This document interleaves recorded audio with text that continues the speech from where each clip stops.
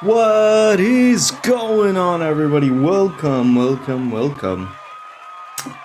Let's do a mic check. Do you guys hear me loud and clear? What's going on, everybody? What's the date today? Today is January 5th, 2023. Welcome in, everybody. Our team is at CES. I'm alone by myself today. We're going to be doing the light tracer render tutorial. We're going to be able to teach some things that you may not know of, or you may possibly already know but learn something new, or you may absolutely not learn anything at all. But we're here to show you what I know and what we can do to help you bring your assets to the Sandstorm marketplace, and kind of give a overview of what light tracer render is. Alrighty, are you guys ready? Is that the King Bear King himself? That is me, sir. How you doing? King of Crypto? Let's get some music in the background.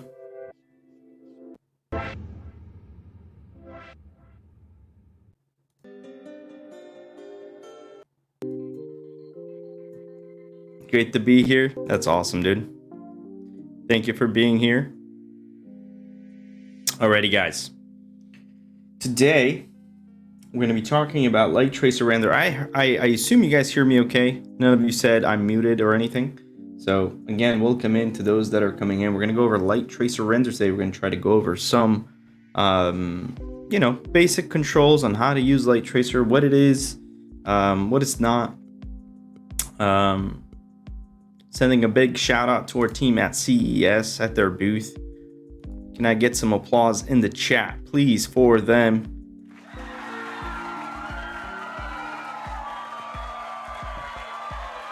Meanwhile, let's get the party on the road. Who's ready to learn something new, or nothing at all? Maybe you're just here to hang out and you can teach me. I'd be completely down with that too. Alrighty, guys, today's topic of the day, light tracer render. And if I miss anything in the chat, just let me know. I will slow down, help you answer anything. Drakusha, what's going on? Welcome in. Rox Miguel, buenas tardes, mi amigo. Alright, so light tracer render, guys. What is it? Light tracer render is a software developed way long time ago. Not really sure exactly when it was developed. However, it was developed before Sandbox existed, and it was used for rendering high quality renders that look like this.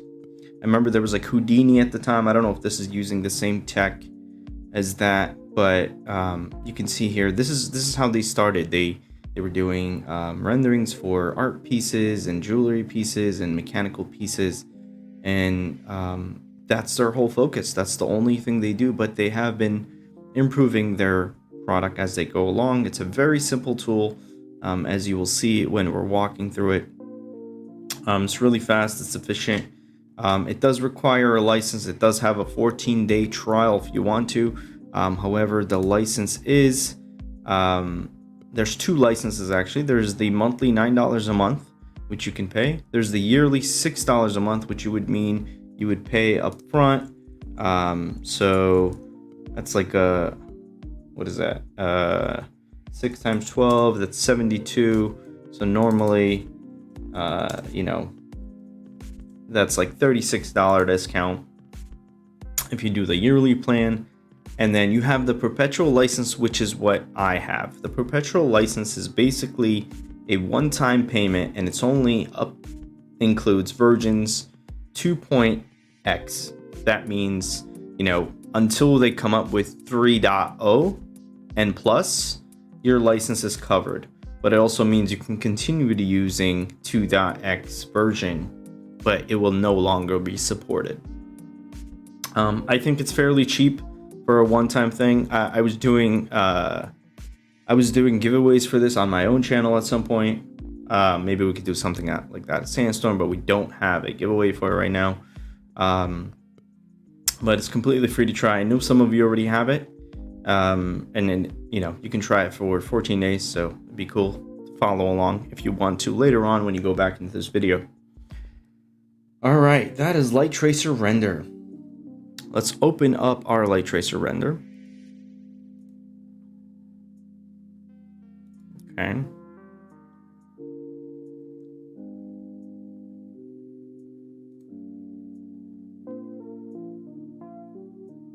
Thinking if I should open up with a maybe I'll just do a new one. Hold on one second, guys. Maybe I can open another one. Will it allow me to? Oh darn, what did I do? Okay, cool. I opened the second window for Light Tracer Render. All right. Okay, guys, so when you first open Light Tracer Render, you will see this screen. This is the entry screen of Light Tracer Render. This is the program that you will be using. You'll see this first kind of pop up. You know, Dragon 3D models supports GLB, OBJ, pretty much any file really that is 3D. You even have box files for Sandbox assets if you want to. You know, the purpose of how this video or this stream started was because people, they wanted to improve their rendering skills, that they were looking at other contests and seeing how people were rendering things. Of course, some of them are sophisticated Blender renderings, but we want to show you something that can make your asset kind of pop out, your creation come to life in a sense that it will take attention and you can show it off.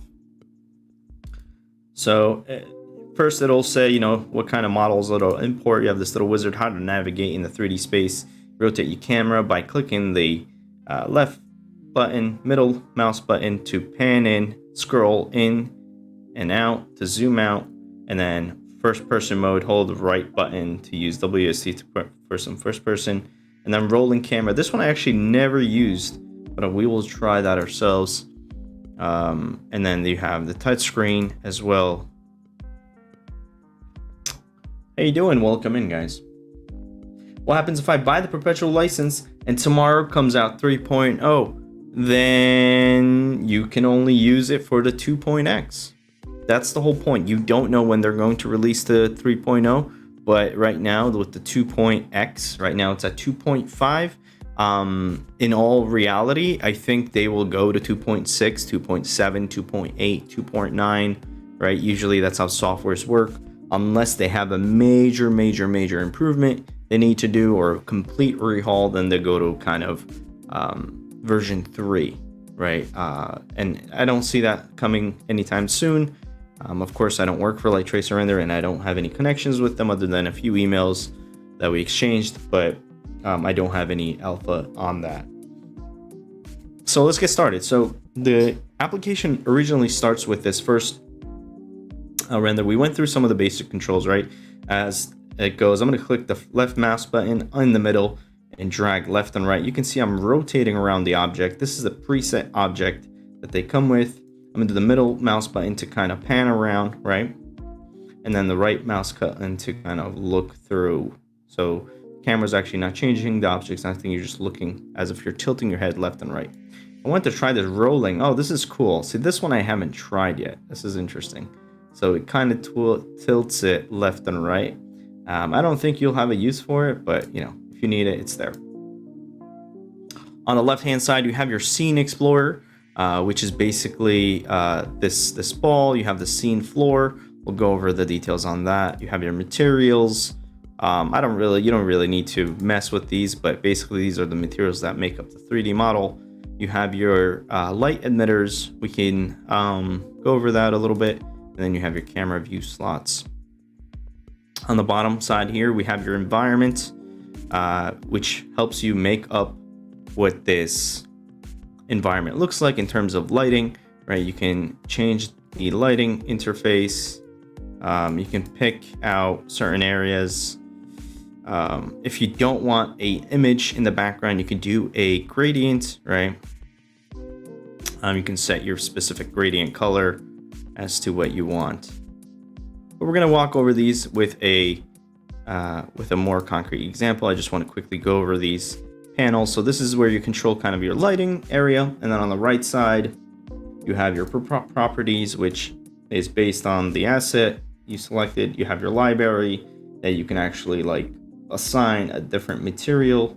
So if I downloaded this, let's say asphalt, right? I can actually assign the asphalt to that object, and I dragged and dropped it, right? Really cool. You can actually make your own as well if you wanted to. Again, for our purposes, I don't think you will need to do this, but you know, I haven't really used these, but these are the tools that it helps provide. HDRI is basically environment lightings that you can change to. So if we wanted to do like maybe an open sky or a studio, you'll see the object's color kind of change around, right? Because depending on the environment. Then you have your lights. You can set different light emitters. And then we have our animation panel here on the right, which we'll go into detail. And then we have our settings section. In the middle here, we have the reset camera to home. You can actually lock 3D ports, prevent mouse input. So like I can't do anything once I lock it, right? So if I want to test something and I just don't want to lock anything, I can't move the camera around. You can undo, right? You can publish a scene to light tracer render. You can render an image quickly here through PNG, JPEG. I usually use JPEG for high quality. And then you have denoising here. I usually use either RT or CPU denoiser. It's a lot faster. And then you have your lighting control. So if I disable this, anything illuminational, is that a word? I'm not too sure. Anything that's illuminating is basically disabled, right? And then this is basically it creates complex lighting around the other objects. And then you have your Discord bot. I'm sure they're pretty helpful in there too if you want to go in. Emissive, there you go. On the top left corner here, you have your different render styles, right? You have your normal. I'm not really too sure what the use cases for these are as to, you know, I always kept this at render. There's a clay mode, I guess, to kind of show like a different version. I'm sure there's use cases for this for other applications maybe, or supporting applications, but you know, it's nothing you need to worry about. And then here you have the samples per pixel, more pixels, less noise, but you know, keep it at 500 for now for our use case. All right, guys. Now, I have already set up a scene. All right, I want to quickly walk over to that scene. But before I do, I want to show you guys what that looks like. And we're going to start it kind of from scratch. So we went over the basic controllers. Oh no, why did it do this?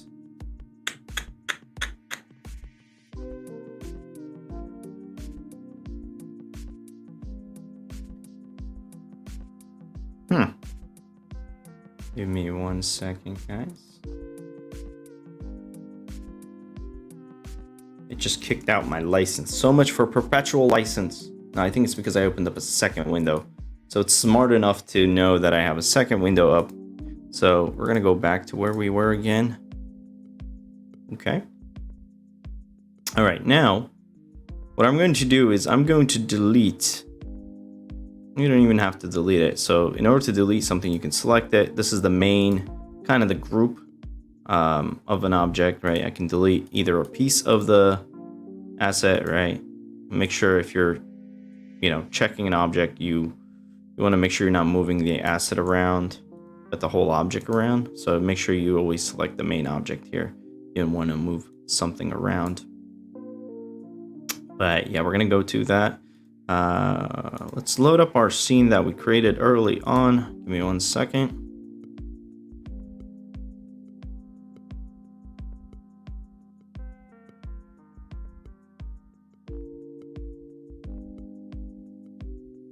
Okay, we're gonna do load scene.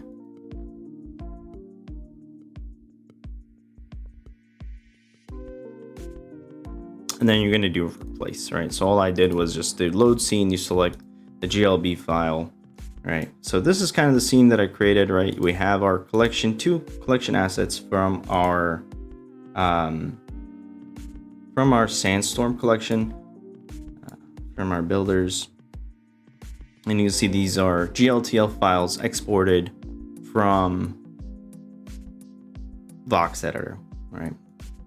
So I went here and loaded them, right? And here's what we're going to be building kind of today. So here's a quick render of what it looks like, right? You can, the darkness happens because it's trying to render in real time. If you want to kind of see what that frame looks like, you can easily go to it and stop, and then you'll see some noising here. Like this is noise that it's rendering. You see this top green bar here loading. It's denoising it, but what I like to do is just come here to CPU and you'll see it smooth out a little bit more, right?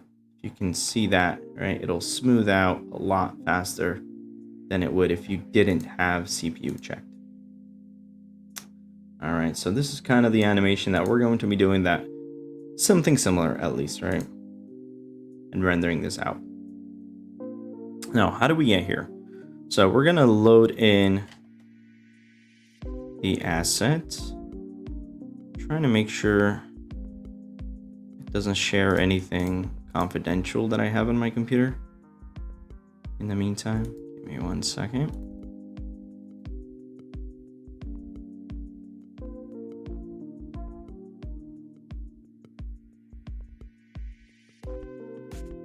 I have the Sandstorm collection. There we go. Cool. So once you have your asset selected, I'm gonna go ahead and try this again. Right, there we go. So you go ahead and select that asset over and then hit replace when you get on the screen. So I'm gonna do that one more time so you guys can see, and do load scene. And then I'm going to be selecting my Santa Claus NPC. I'm going to do replace. Okay. So now that we've loaded, ideally it should be without the gradient, right? It should be with the round world, right? When you load in, this is what it should look like, because you didn't set anything up. You only have the GLTF of the Santa. You'll see, if you click on the animation panel, you'll see the different animations come in here on the right side. And yeah, so this is our asset. You can actually ungroup it, look at the individual pieces, right? And you can actually modify certain pieces too, if you wanted to. So if I wanted to make this hand a little bigger, maybe, right? I can click on this open and close manipulation, which is the N key, and I can select scale and I can make it like that. I can scale it, right? If you want to scale proportionally, you can, I guess, just do it from here. Just select everything to 1.5 or whatever the height it is. You just want to make sure they're all the same. And now you have this giant hand of the character. The anchor points will work the same. It'll just look a little weird. So if you want to bring it back down to the original size, you can do that.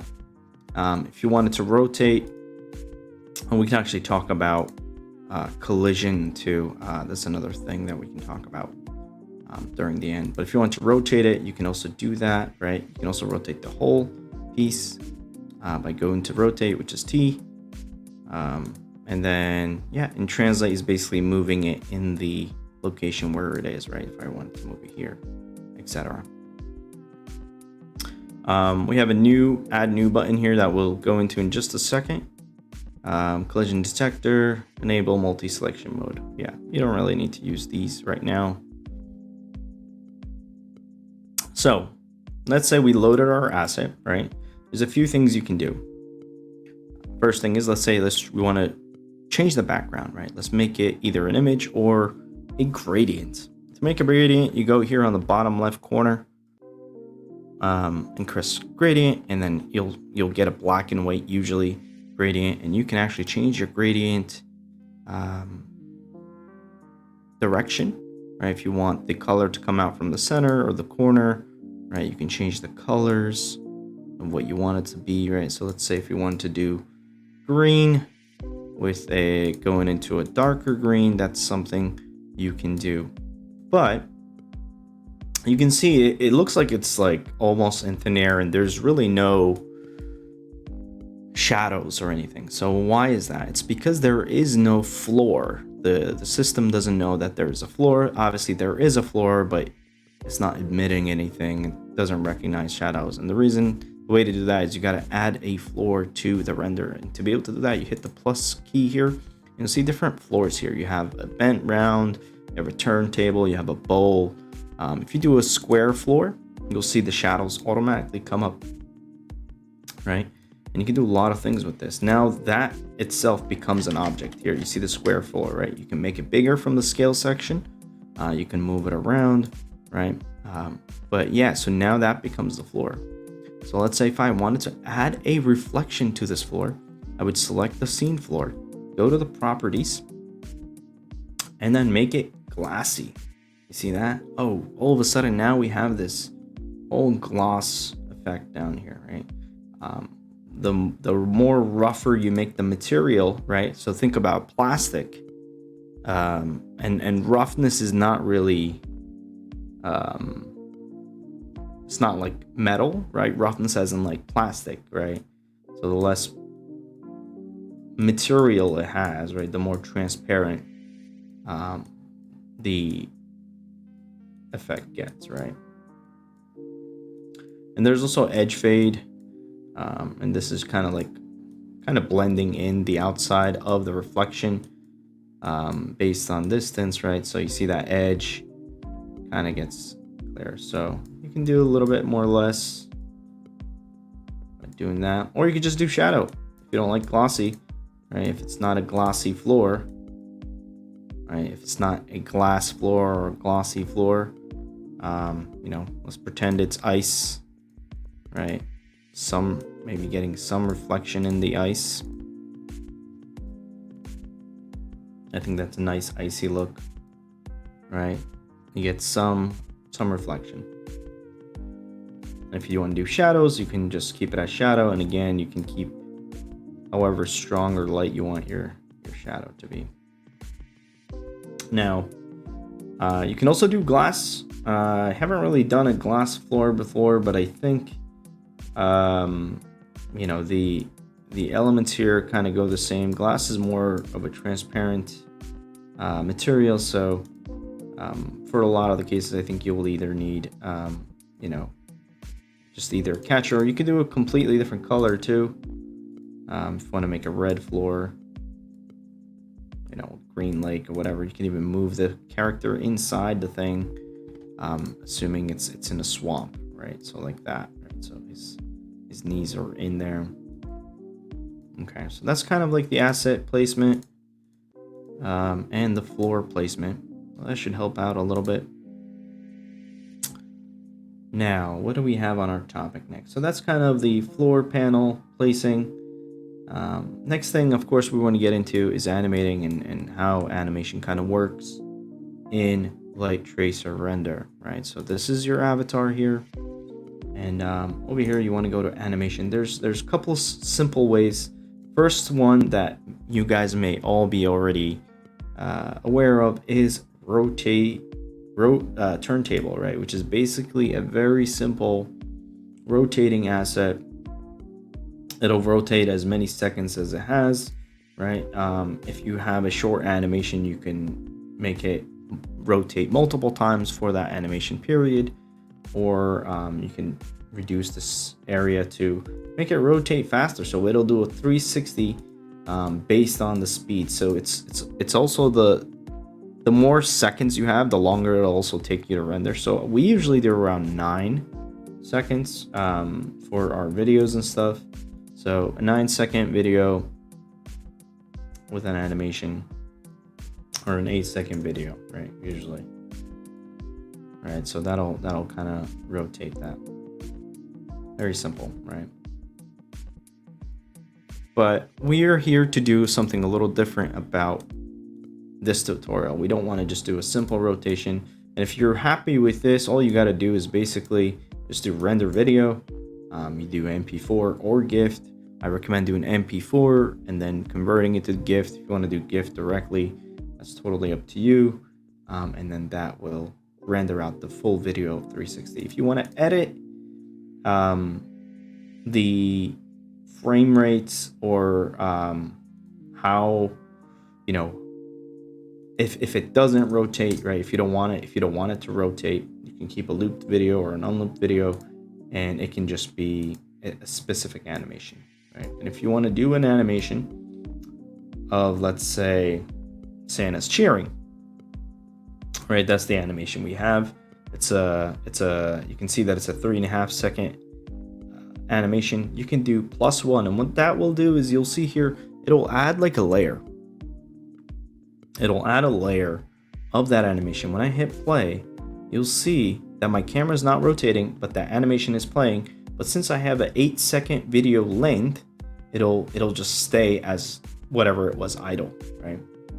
So we'll see there. Very cool. Okay.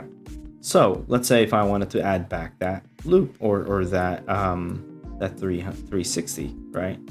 If I wanted to do that, I would just go to the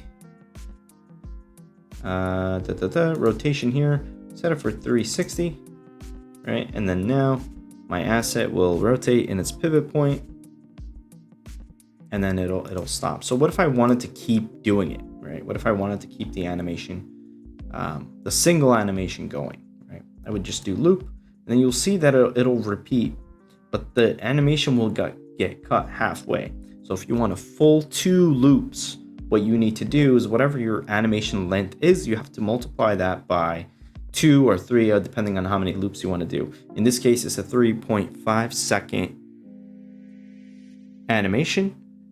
Therefore, you need to do it 7 seconds, and that will be the end of the loop, right? So you'll see it.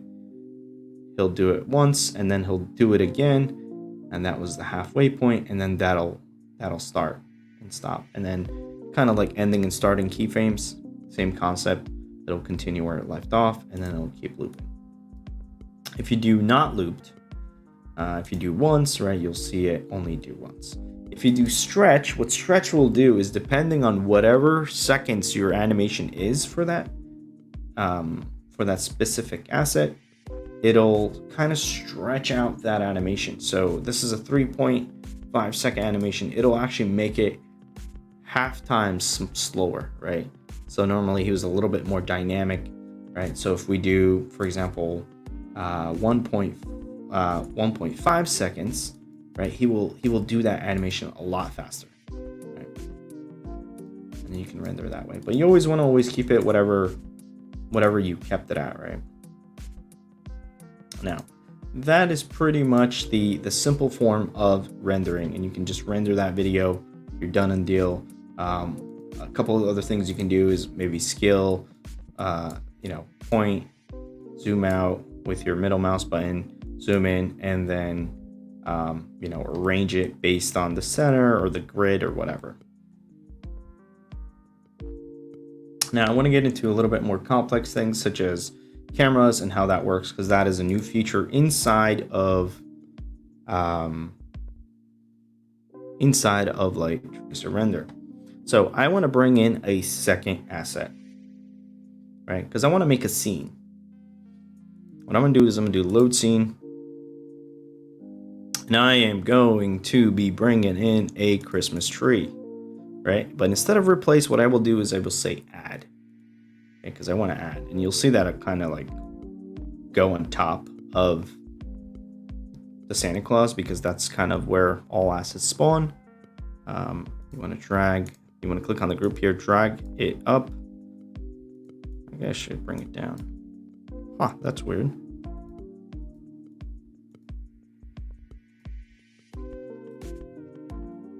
Not too sure. Pretty sure I could bring this down, but in a previous version, I don't know if they changed that. But regardless, it'll still, as long as it's in the scene, it'll still bring it in. So the Christmas tree, I want to put it in the back, right? I want to put it here. and I want to maybe zoom in and do some camera settings, right? Maybe take a picture, right? And I want to maybe go to settings and set up the aperture of the camera. Give it depth of field, right? You'll see you can set the view and the depth of field, right? Set the aperture, right? The focus point, etc. So you can autofocus to the nearest asset. So a lot of cool things you could do. You could set up your scene, take a picture this way, right? A lot of things you can do with it in that sense. And you can probably integrate this into the camera views as well. So yeah, let's disable that. You can see there, it's a little out of focus, and that's because I kind of maybe broke the the focal length. So this is a 3D view. You can do a pinhole again. Now I forgot to mention there's different resolutions. You can do your custom resolution. You can do it fit to your window. Usually 1x1 for your Instagram or your Sandstorm asset posts. Any questions so far?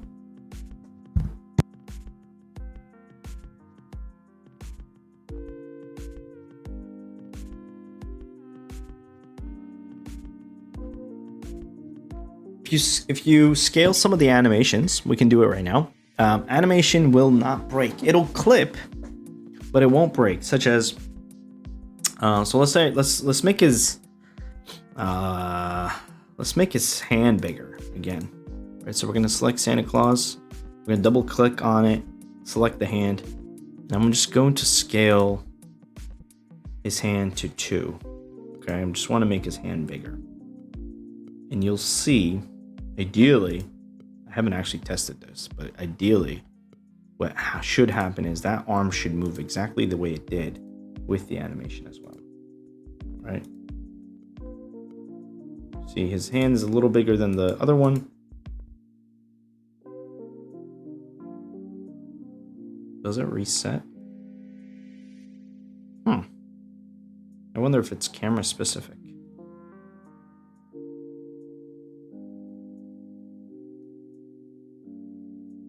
Let's try that again. That's interesting. I have to check that. I think it has to do with camera specific settings. Huh. All right, we'll get back to you guys on that, either as a tweet or something, but I have to take a look at that. But ideally, when you change I don't know how to save it, but I guess when you, I wonder if I delete the animation for cheer and then add it after I scale it, that would work, I think. Let me try that one more time. I'm gonna just make his hand just ginormous. And then I'm going to add the cheer again. I feel like there is a state of, no, it doesn't. Okay, that's really weird. It just resets it. I'm not too sure. I do have to look into that. Well, let's continue. But if you want to take a picture that wouldn't do anything, and we'll try out with the camera. Maybe it's because it's doing it as a turntable, and if you do cameras and viewpoints, it might be different. And we can try that in just a bit. Alrighty, so we have the Santa cheering, we have it rotating, but I don't want it to rotate. I want to do keyframes. All right, I want to do the keyframes.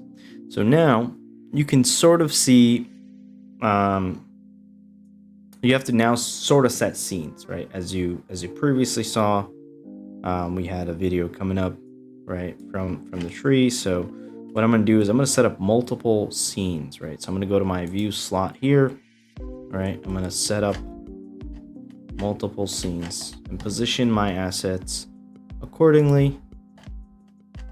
So I'm going to have the Christmas tree, make sure I have this on translate, right?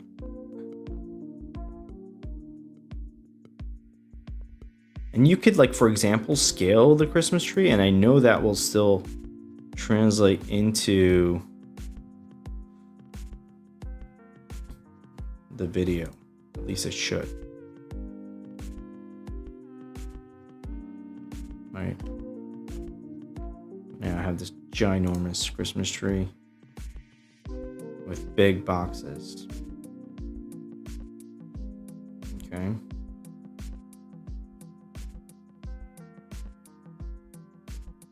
And that should ideally still translate over. Okay, cool. Yeah, it's not doing anything because of the camera view slot. Now I want to do different camera slots, right? What does that mean? That means just like imagine taking different positions on your clip, right? So let's say I'm going to start from here. I'm going to make this camera view slot 1, right? So I'm going to capture the scene. That's the first scene, right? And then I want it to kind of maybe come over here, get another scene that way, right? Add that. You can either do plus from here or plus from here. Maybe take a scoop around here and get the S, right? Maybe do a full rotation around the Christmas tree, right? And then maybe we want to come back out into the Santa, right? And then maybe you'll see here, you'll also see here there's some rotations happening, right? That's the camera path of the current path that we've selected. You don't have to choose the exact path in order. It's sometimes easier, but you can rearrange it from here on the right. So I'm just taking different slots, and then you can go back to see which slots are which by going into restore scene view. So I can see, okay, this is 6, right? And you can, I think, rename these, right? Like to close up Santa, right? I can now know that's the close up Santa, right? And then if I go to here, right, I can say close up gift box. Okay. So I can switch through different scenes. Now what will happen is it added different camera paths, and it also, because it added 2 seconds for each camera path, now the animation is actually 10 seconds long. So let's take a look at that. We're going to drag this to the beginning, press space, and you'll see that the camera is rotating in different view slots. When my TV will come in, and then you'll see that it actually zooms in and loops into the Santa. Okay. So what if I don't like this animation? All right. What if I want to? What if I want a more snappier? Right. So if you look here, this is camera path 2. You have your first kind of scene, which is the close-up gift. So the time it takes between this and this is 2 seconds, right? It's 2 seconds. What you can do is actually drag this back, right? Or you can edit it from here and say, hey, I want this to be half a second. I want it to take a half a second to go from here to here. So now you'll see it go boom, right? It'll be super fast to go to there, right? And then another thing you can do is you can say like ease in, right? And that'll essentially do it a lot slower. But let's do 1 second since it's a very close area, right? 1 second, you'll see there, right? And we have ease in and ease out, which will kind of give that, see that little bit of motion there.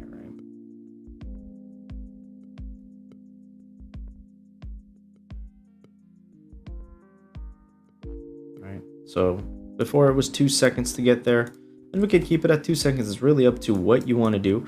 Let's say if you wanted something snappier, right? Again, we can drag these in, make them 1 second to go there, right? And then 1 second to go there, right? You see it'll get a lot faster. And then it's slowing down again to go to the Santa, right? So you can even like build up the anticipation of the loop, right? So it's like slowly going up. I can even make this last frame maybe half a second to kind of like spiral in there, right? I don't want to take too much time on this, but it's like you guys, I think, get the point on how this works. Right? And then here we want to drag it. Now, what if I don't want the motion from one camera to another? All right. Or what if I don't like this angle? All right, we're going to the close-up camera over here at the Santa, right? So if you want to maybe stop at the Santa's face and you want to stay at the Santa's face, what you're going to do is you're going to click on the close-up Santa and you're going to say add view slot as a keyframe in the camera path. What that will do is add a second frame from the last frame, right? So now you can bring this in. What'll happen is it'll zoom in, and then now you can have the camera stay there till the end of the frame. All right. And if you bring it closer, it'll actually snap in sooner, almost like a cutscene. Right, so it's like, right? And I think you can even bring it even closer to. And of course, you can always go back into the video editor and cut some areas once you have it in, right? I'm sure if you keep this at 0, it should just snap in as if it's a cutscene. Yeah. So if you kind of like keep the camera points on top of each other, it'll sort of act like a cutscene. Right. Another cool thing is you can actually hide. This is why I was wondering if it's an animation-based thing. You can actually hide certain assets in certain camera views. I'll be watching this VOD later on for sure. That sounds good, Sparky. So here's what you can do. Let's say I wanted this gift box or this candy cane to show the whole time, right? But I wanted it to disappear at certain scenes or certain camera views, right? So if I go to, let's go to the close-up camera by doing restore scene. Maybe even do this box here, right? Let's say I wanted to erase this box. What you got to do is you got to select restore the scene, right? You're there. And then what you have to do is go to the show scenes, and then the object that's selected, you got to click it once. That will hide the asset. And then what you got to do is go back and say save scene to view slot. Okay. So now watch. You'll see that red box is there. Okay. But as it's going up, right? And when it cuts to that scene, boom, it's gone, right? So now that remainder of that shot, that asset has disappeared, right? So you can do that with multiple things. So we're not doing anything though. We're just moving around the camera now, right? This is super important because I don't think this topic was really covered in any of the videos that I've seen. But now let's add that animation, right? So we have a animation for the Santa. We're gonna go to our Santa object again. Okay, and you'll see when I select the Christmas tree, this kind of grays out because that's Santa's animation, and you can have animations specific to different assets. So I'm gonna select the Santa again. You'll see it. He has the cheering, but we're not seeing that. He's cheering actually, right? Because he's out of the camera, we're not really seeing this. So I can actually move this to bring it to where I start to see him. Right. Now you'll see his animations like, yeah, let's go. We got it. We did it, right? And you can even like bring him back a little because I think the way his animation does is he kind of walks forward. And so let's do that again. All right, we got the panning around and then you'll see he's like, yeah, Let's go, right? And then let's say we want to add a second animation to follow that, right? Or we could even, yeah, let's do a second animation to follow that. Let's do, you can scroll down here. Let's do dance, right? So he decides to dance for 10 seconds. Okay, and you'll see as soon as I click the little plus button, and the camera is there, since the last camera is still there, since the last camera is the same camera as our close-up, it'll stay there, it won't move, right? So now as we added that, you got, he's cheering, and once the cheer animation ends, it'll do the little Billy bounce, right, animation that he has. Again, you can set up depth of view here, right? And that should ideally only, I think it's on a camera view as well. Yeah, so if you, let's do this. If you go to the camera setup and you say, restore scene view from slot, which will lock into that view, you can go into settings to set depth of field and then do save scene slot to view. That ideally, that's a great looking Santa. I think this was made by 3D. I forgot who made this, guys. It's in the video, the clip video. You guys can check. It's also in the Sandstorm collection. Make sure you guys check that out. All right. So now let's go back to our animation. I am pretty sure that should save. Yeah. Okay. Cool. So the depth of view doesn't exist right now. As you can see, it's per scene, right? So per slot view. As you can see, now that I've hit the section of where my slot view was, I now have a depth of scene because that's what I've set it as over here, right? If I do pinhole and I go back, it's not going to work because I didn't save the scene again, okay? So now I have this depth of view. Also, you see that the box is missing because we told the viewport that once it's selected, we told it to hide that asset in that view. Let's bring it back, for example. Oh yeah, if you click it one more time, there's a half, so it'll give the shadow, but it'll keep the asset here. So let's bring it back. Again, we're gonna go back to it and we gotta say save scene viewport, okay? You'll see that asset is now back there. Now let's say I wanted to zoom out a little bit to see when Santa's actually dancing now, right?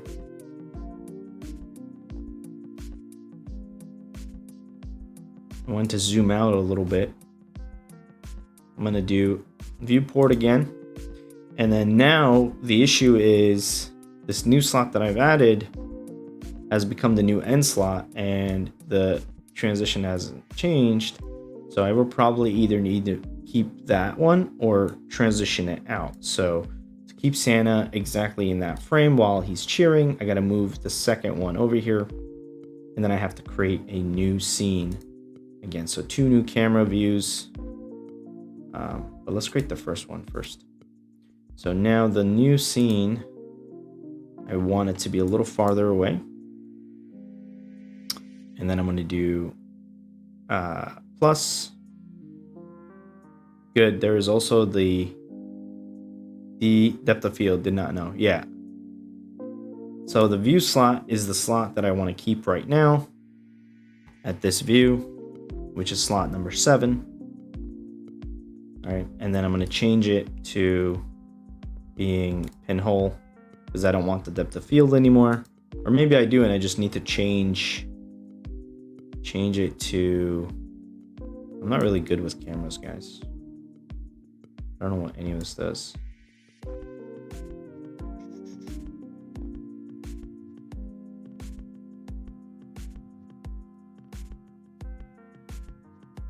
Yeah, I think I'm just gonna make it pinhole. It's just easier for me.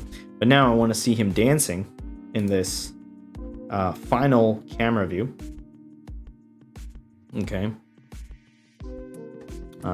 Make sure we have Santa selected. right? Again, you can bring on new assets into the animation and you can hide them in different view slots. So maybe we'll bring his helpers to dance with him in this final animation, right? So you'll see, since we added that final animation, right, camera zooming out. But whatever happened to our little dance? So let's go ahead and add that again. Not sure what happened there. Oh, there it is. Okay.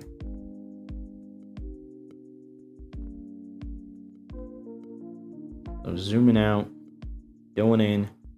Billy Bob is dancing now. As he's dancing, the camera's panning slowly out because it's a 28-second video, and what I can do is actually cut this down, right? By reducing this to 15, right? You'll see it'll slowly pan out. Or maybe what I want to do is maybe do a cutscene to his feet, right? So maybe the viewport that I want, right, is this.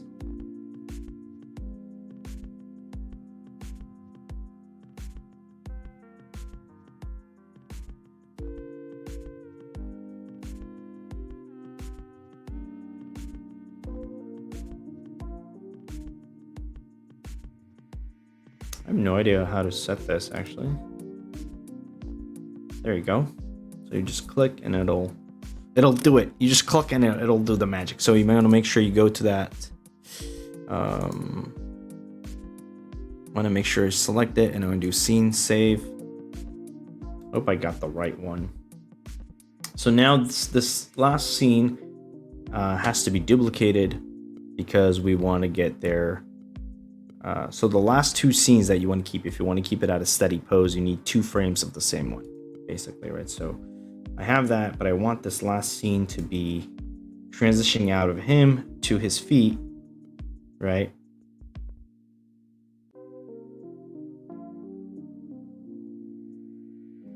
Let's say right there, okay? And another easier way to do this is you don't even have to do the different camera angles in here. What you can do is set the camera angles, render, and just put them in a video editor, like side by side, right? And then it'll basically be then, if you want to do a better cut scene, so to speak, right? So this one, it's gonna cut scene to his feet, and it's like right? And if we want to make that at 0, we just gotta make sure this is 0. So he will cut scene into his feet, and boom, right? And maybe we want to zoom in a little bit more, right, to give it more effect. And we want to make sure, again, we save any changes we do for a specific slot. You want to make sure you save that view slot to take its effect.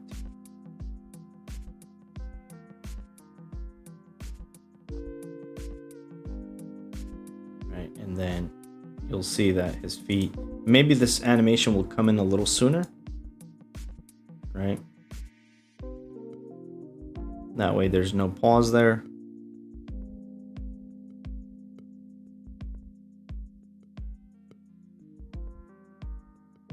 Right, and then you'll see the animation kind of stops there.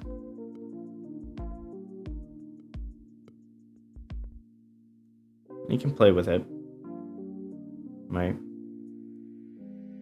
And then if you want to do more camera views, you can. And if you want to render this out, you can also do that, right? So if I want to render this out now, how much time we're at? We're almost at time. I do want to go over a few more things. Real quick for this, because I want it to be kind of like a beginner's, helpful playing around type thing. Now to render this video, I can just say render 24 MP4. Another thing you can do is make sure inside of settings. Was that settings? Why can't I see it? Was it library? Oh yeah, you want to make sure you don't have like a watermark or something. Just keep it at none. Or how you can put your own custom one, right? So you can have your own custom version. So let's say we wanted to render this. You can render it, but let's say if we wanted to bring in lights, right? So let's say we want to bring in lights into the scene, right? And your viewports, you don't have to worry about like moving around, because as long as you don't save your viewports, it's going to stay the same way, whatever your camera path is, right? So you'll see the camera path, it's going up there, going down, and then going back down into his feet. If we want to do maybe a darker scene, what you would come here on the left hand side is open up this panel, this little toggle here, and the power scale, you would bring it down, right? Oops, not that one.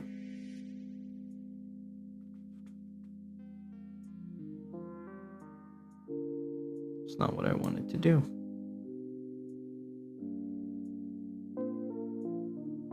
Oh, I wonder if it's because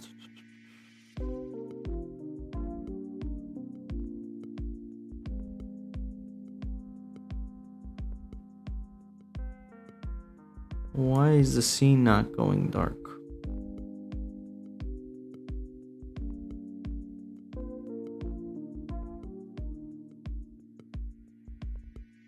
There we go.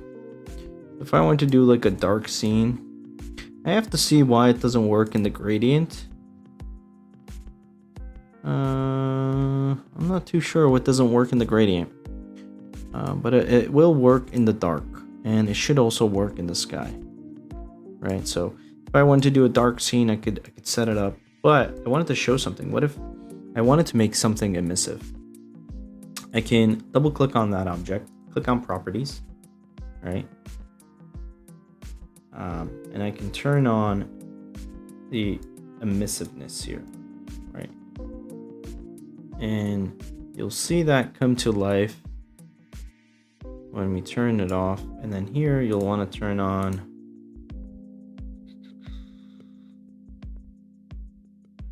emission map, right? You can either do the same thing here. There you go. So you can select the same emission map, and then it'll kind of bring it to life. Now this little toggle here, it basically controls if you want the emissiveness to kind of spread around, or you just want it to, you see that little glow effect, it'll give that glow effect, right? And then you can do this for a few items as well, right? So you can do it for all the lights maybe. And you don't have to, I think, have an emission map. You can make it, I think you can make it like a catcher or a base color, etc. If you select that, it just makes it even more complex stuff. But yeah, if you want to have like a nice glow in your render, right, ideally, there you go, right, and it will render just like that.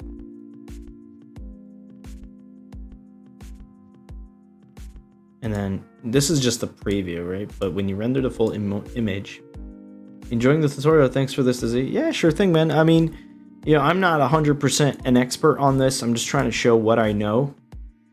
So hopefully it will be helpful to those testing this around. But it's fairly simple once you get to play around a little bit more into it. Observation helps 100%. You agree, so cool. I want letters from 2033. Who got the hookups? I think the Council Tech was doing it with I think they were doing a giveaway at some point. I know we did. I know I did it on my own channel for like 3 of them or 4 of them. I know Sparky got one of them. I forgot the other 2 people, but yeah. So now we have this scene. I have a friend, web browser based solution. I can drop a link.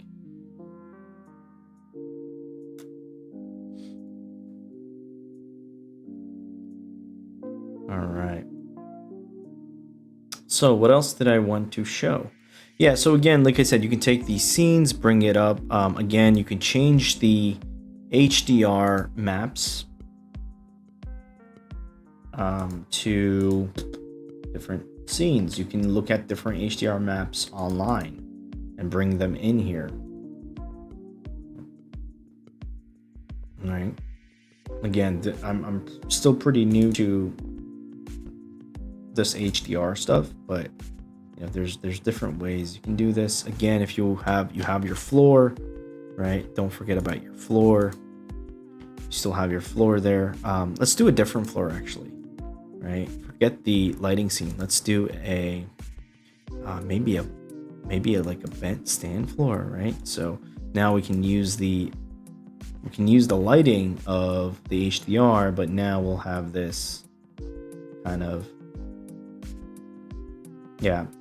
Light Tracer is a premier software for portfolio by far. Yeah, it is. You can use and maybe we'll get to this at some point, doing like Blender tutorial and Blender rendering, which is free, but it's far more complex, right? You can do so much easier stuff with this. You can add other things into it, right? And then if we wanted to render this, we just say render MP4, and then we render out the image. Right, I'm going to press save. I don't know how long that will take. It'll estimate, but obviously this is something you can't really rush. I think their web version, it says 1 hour and 23 minutes to do a 20-second video. There's really no way to make this faster. And what it's going to do now is it's going to, I mean, you could technically make it faster by reducing the SPP. But then you're gonna have a shitty looking video.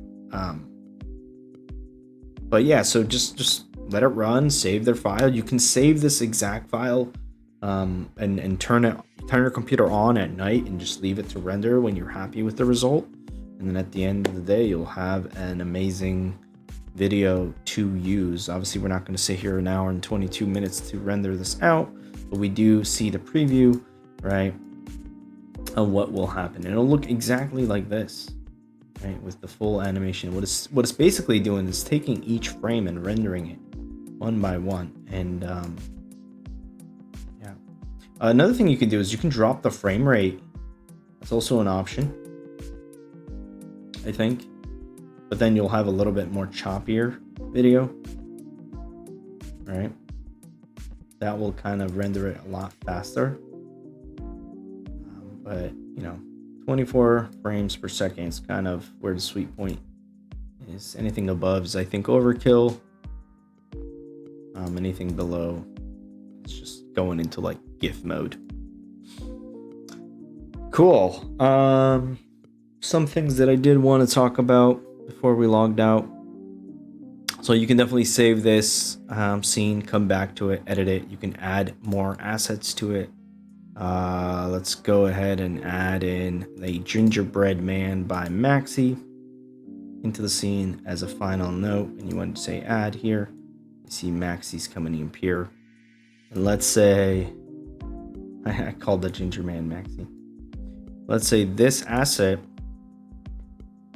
only shows up on viewport 7. So is that 7? Yes, it is. We're going to say restore point. And then we want Maxi's gingerbread man to also dance in the frame in the background. And you'll see when you select the gingerbread man, it doesn't have any animation. So you can also add maybe some dance animation to him.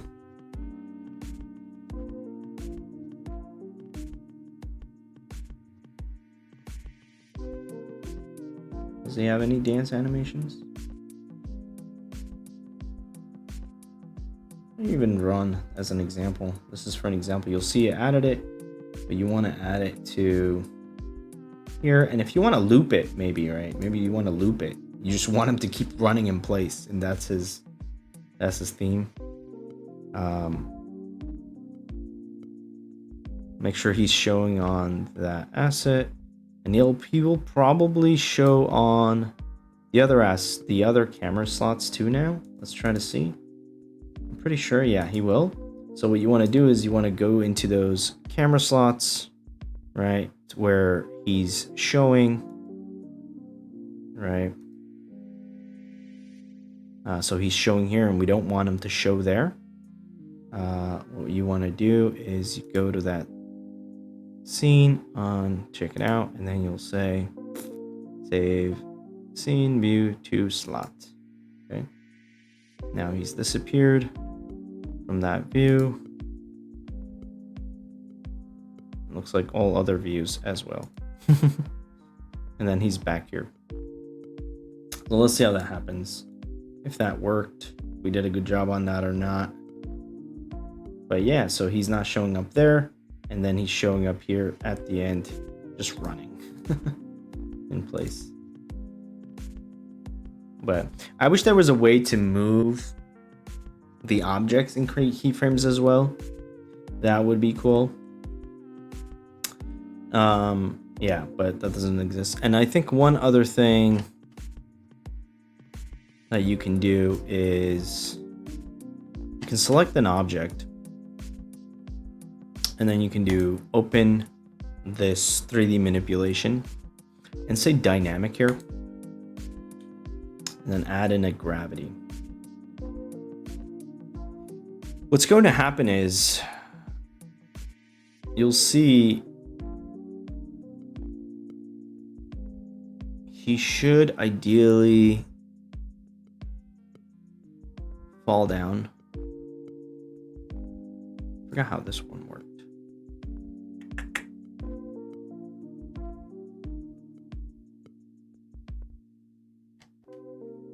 Yeah, maybe that's for another time, guys. We're running out of time, but there is a way to kind of do gravity in here. I'm not really too sure how it works, but we can try that out for another time. For sure.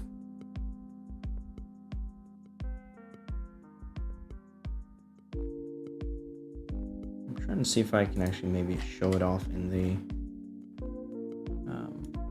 in this section here.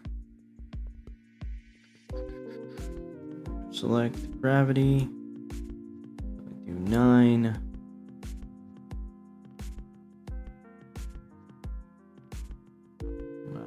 Don't rotate 0.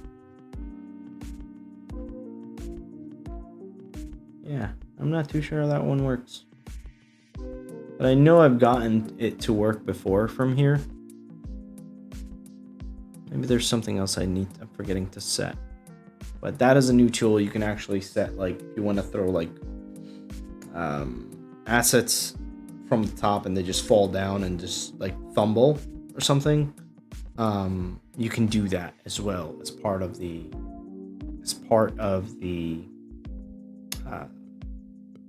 tool set.